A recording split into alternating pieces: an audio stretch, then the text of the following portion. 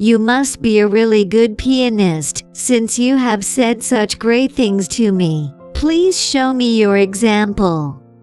Ada, a newly hired instructor who graduated from Berklee College of Music, said to me mockingly. Proud of being an elite music school graduate, she sneered at me and made fun of me. Oh, but can you move your fingers? If you want to back off, do it now. If you get down on your knees, I'll forgive you. This is ridiculous. I'm going to give her a little lesson. Okay, then I'll play a little for you. I started playing the piano. Then, Ada's face turned pale. My name is Camilla. Just last month I turned 63 years old. My son and daughter have left home and are now raising their own children. I am enjoying a carefree life with my husband. I love piano, and whenever I see a piano in a train station or shopping mall, I would run to it and start playing almost automatically. My husband is amused by my behavior, but he applauds me louder than anyone else. My love for the piano has led me to work as an office assistant at a piano school. It is a full-fledged piano school that has produced a succession of students admitted to famous conservatories, and many of them have won prizes at world-famous competitions. The teachers who teach there have amazing careers. Not only have they graduated from prestigious music schools, but some of them have been active as professionals in famous orchestras. I used to teach piano at this school until a few years ago, but when my husband retired after many years of busy work, I decided I wanted to have more time for the two of us, so I started working there part-time as a secretary. Recently, a new instructor, Ada, joined the school. Admirably, she is a graduate of Berklee College of Music, and I was very much looking forward to meeting her.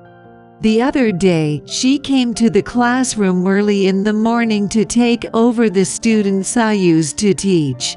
She said that she would meet each student as they came in, so today we were going to have a general talk. The classroom is so much quieter when no one is there. I was thinking like this when Ada walked in. Her figure was imposing, as if she were a model, and I could sense her confidence. Hello, you must be Ada. I'm Camilla. Nice to meet you. She looked at me, somewhat displeased. Are you Camilla? I didn't expect you to be so plain and old. She stared at me with her arms folded in front of her, without giving me a proper greeting. I was almost frightened, but I took a moment to walk around the classroom with her and explain this and that. So, do you have any questions? Les, why me? What? Ada frowned. What is she complaining about? I'm wondering if this is a community center-like place, you know, where mothers with older kids give lessons in their own homes. I guess this school's level is rather low, with a homely mature lady like you. Ada, what is your point? Ada brushed back her long black hair. I graduated from the best music college in the country. I don't understand why I have to take over from a plain old lady like you. I was taken aback by the way she said it. You might have imagined a fancy place, but this is where I have taught piano until now. There are many other teachers with different backgrounds, but I have never thought that the level of this piano school is low. Yes, I understand now. She interrupted me halfway and continued. The point is, my job is to bring up the students' level so that they can win prizes in competitions, right? That's easy, no problem. Ada said with a confident expression on her face. It would be fine if that were what people want, but the most important thing is that you have fun playing the piano. If the lessons are so rigorous that the students end up hating it, then it's all for naught, isn't it? But Ada was no longer listening and scurrying around the classroom. Although there was a hint of uneasiness, I could tell that she was motivated, so I didn't worry too much for the time being. The next day, I was waiting for Ada in front of the classroom where her lessons would take place, to introduce her to the students one by one. Then Ada came walking briskly from the other side. Her makeup seemed thicker than the day before. Good morning. Can I help you? I was annoyed at her rude tone, but I didn't have time to waste now. I was waiting to brief you on the students, the status of each student's lesson. No need for that. She shut me up before I could finish. You can't give lessons if you don't know anything about your students, Ada sighed loudly and said. You just have to teach them. You amateurs should stay out of it. How can you teach if you don't know the level of each student? Do you understand? What's with the big talk? I have nothing to learn from a part-timer like you. Saying that, Ada went inside and slammed the door. Without knowing anything about the students, what in the world is she going to teach them? She would just rebel if I said any more. With that in mind, I decided to just greet the students as they arrived. The classroom was soundproofed, so I could not hear what was going on inside. I waited for the end of the lesson with a hazy feeling all the way through. Then the first student came out after practice. He looked very gloomy. He seemed not to have heard my goodbye and walked toward the exit with his head down. After a while, Ada came out. She looked furious. She said, Hey, what have you been teaching that boy all this time? She seemed annoyed and went on and on about the state of his piano, venting her frustration. The level of the people here is very low. No, it's not. Even that boy who just came out. He was especially bad. He doesn't even understand classical music. Why doesn't he quit already? It's a waste of time. Ada, I straightened my back and faced her. Not all students want to go to music school, and classical music is not all there is to piano. People have different motivations for learning to play the piano and different reasons for wanting to improve. I take such differences into consideration and have the students practice not only classical music, but also their favorite songs. What? The basis of piano is classical music. Anything other than classical music is not music. What are you talking about? That's why amateurs. It depends on each person. But Ada interrupted me. I mean, you're not teaching anymore, right? Why are you still here? Why are you still sticking around? Are you just sticking around for the paycheck? I'll leave once I finish the handover.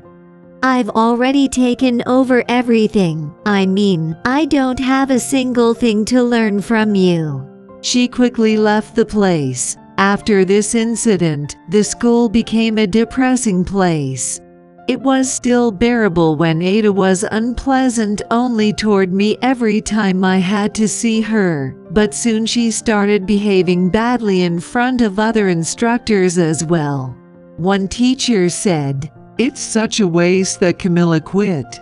But I'm too old now. It's time for me to spend the rest of my life relaxing." You're absolutely right, and you know it yourself. If that's the case, just quit already. I mean, are your fingers still moving? Ha ha ha. Naturally, the people around her understood her personality and did not take her seriously, but the atmosphere at the school quickly deteriorated.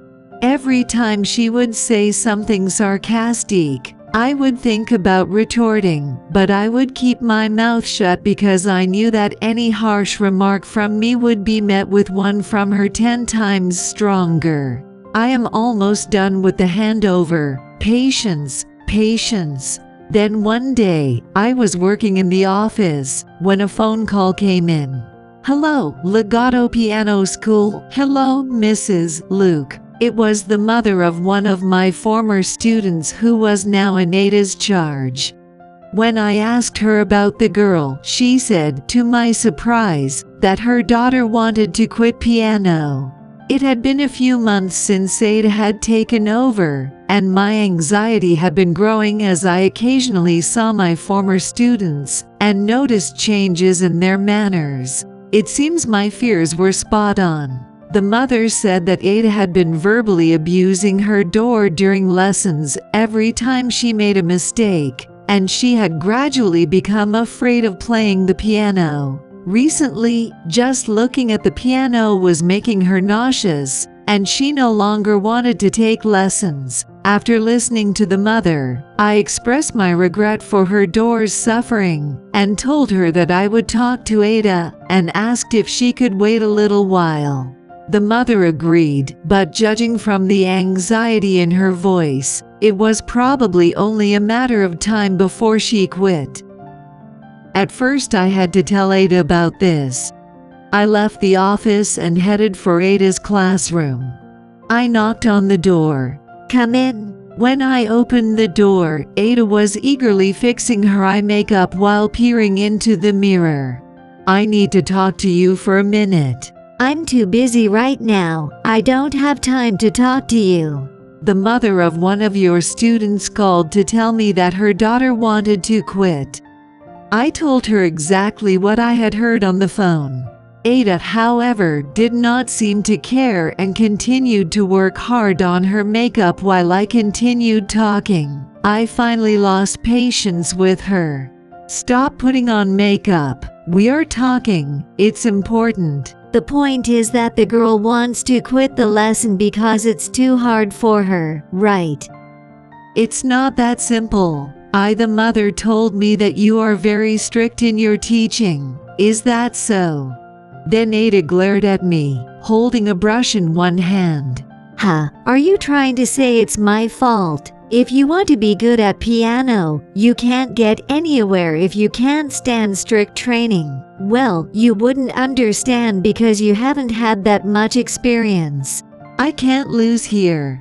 Ms. Ada Holmes, as I told you before, not everyone is aiming to go to music school or to become a professional pianist. Everyone is here to have fun and learn to play the piano. You have only just joined us. There is a certain way of doing things here. I have told you so many times since our first encounter. Don't you remember? Ada reluctantly got up from her chair. What are you talking about? I'm an elite graduate of one of America's top music schools. I'm a genius. I am different from you. To criticize my way of doing things, it's laughable. You are just an amateur, so stay out of this. I left the classroom, or should I say I was kicked out. My throat hurt because I hadn't shouted out loud in a while. I was already tired, even though I still had some work to do. The thought of having to deal with Ada like this for the rest of the day depressed me further.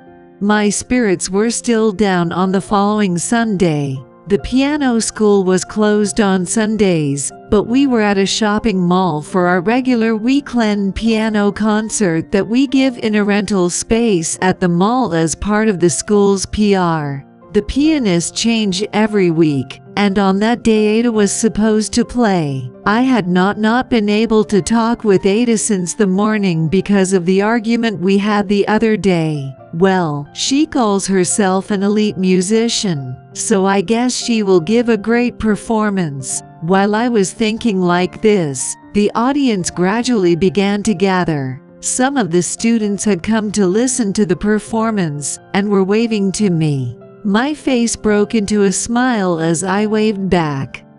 Then Ada came unexpectedly toward me. Then she picked up the microphone. She said, "Hello, everyone. Welcome to Legato Piano School's weekend concert. Today, we have a lovely lady here to play the piano for you. And push me forward. What? Hey, what do you mean? Then Ada whispered to me. Hey, Auntie, this is your last day, right? Why don't you play in my place?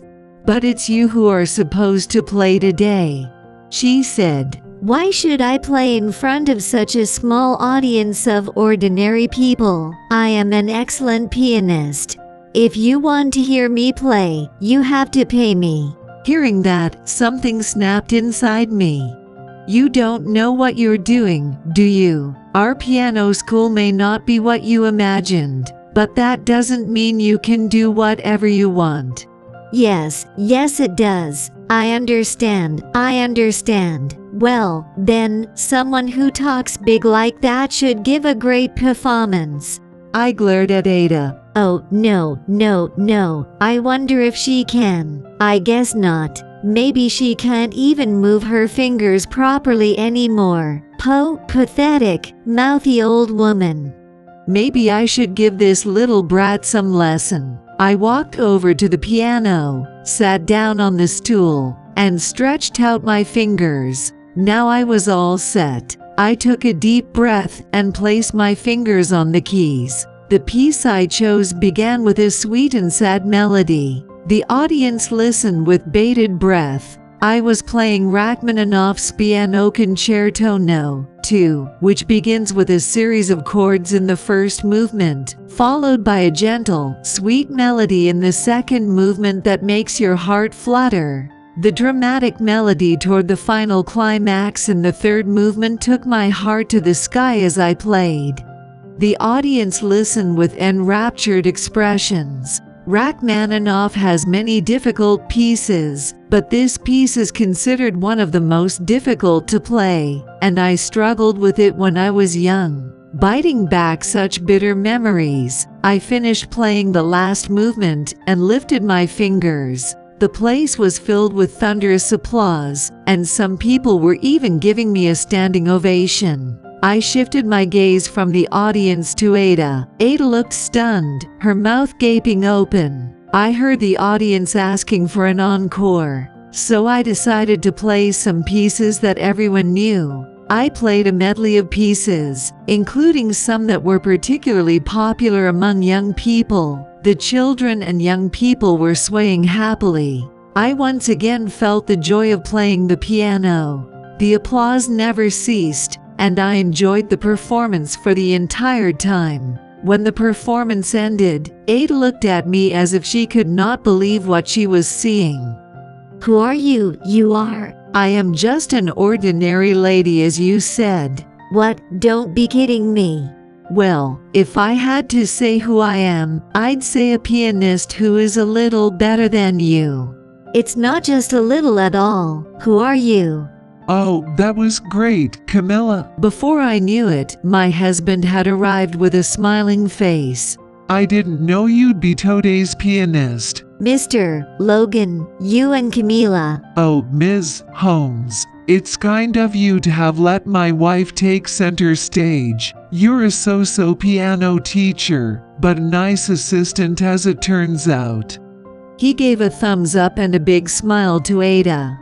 Yes, my husband is the president of the piano school, and he came that day to see me doing my last job as a piano teacher.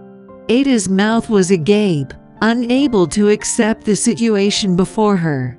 Well, I'm going now, honey. I'll see you later. With that, the president left in a good mood. Ada stared at his back with a stunned look on her face.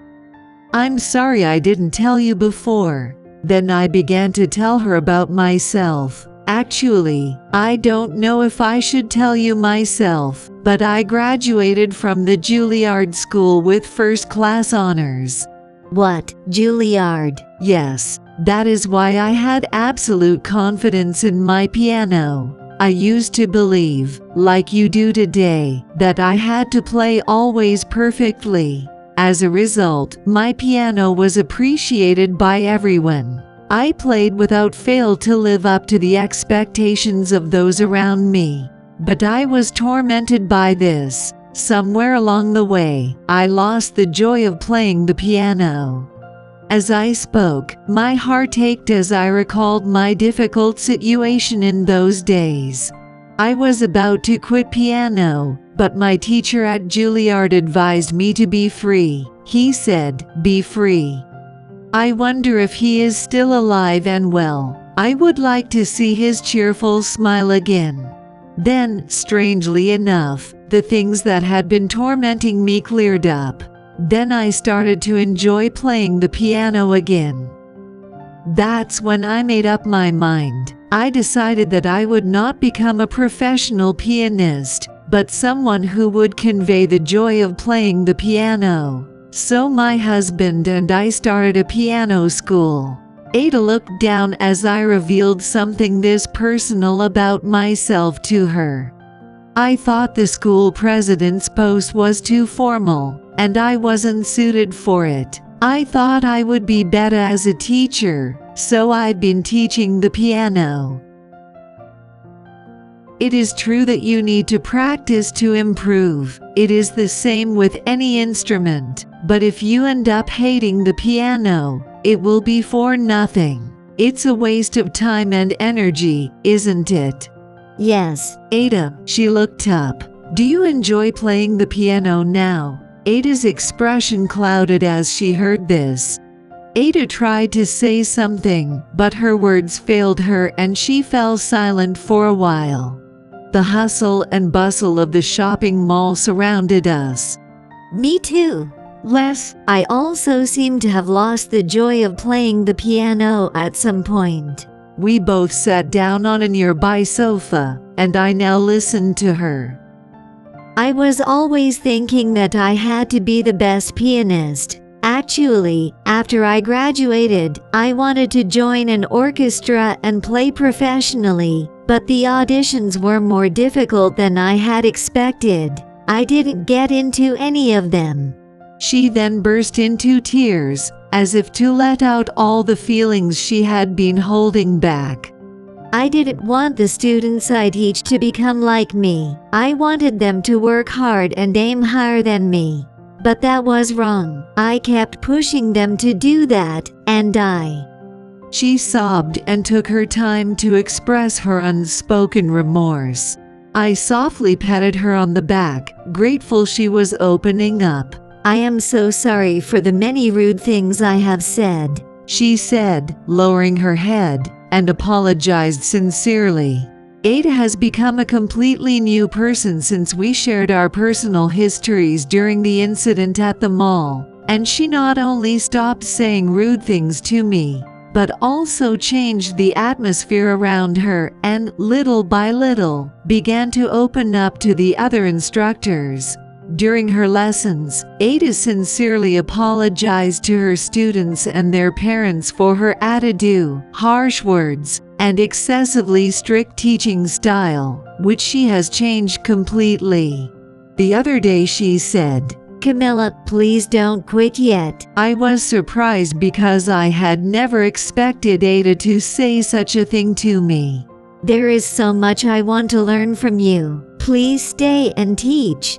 Ada's face showed no trace of the hardness she used to show before. Unfortunately for my husband, it would be a long time before I retire. I nodded with a big smile on my face as I thought this. I think that whichever prestigious school you may have graduated from and however confident you may be, what's really important is that you use what you learn to touch people's hearts and have fun doing that. I would like to continue to teach and help people learning this.